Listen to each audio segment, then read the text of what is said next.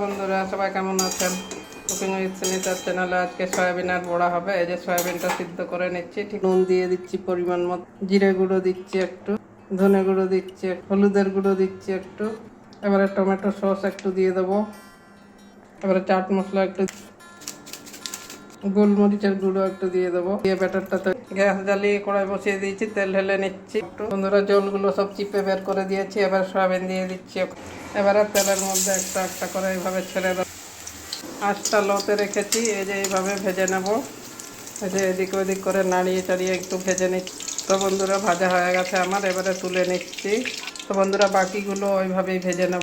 তো বন্ধুরা এই দেখুন গরম গরম সয়াবিন বড়া তৈরি, একদম নরম নরম হয়েছে। এই দেখুন গরম। তো এই যে টমেটো সস দিয়ে আরামসে খেতে পারবেন চায়ের সঙ্গে বিকালবেলা। আর এখন বর্ষাকালে এভাবে বড়া করে খেলে ভালোই লাগবে। তো আজকের জন্য এটুকুনই, সবাই ভালো থাকুন, টাটা।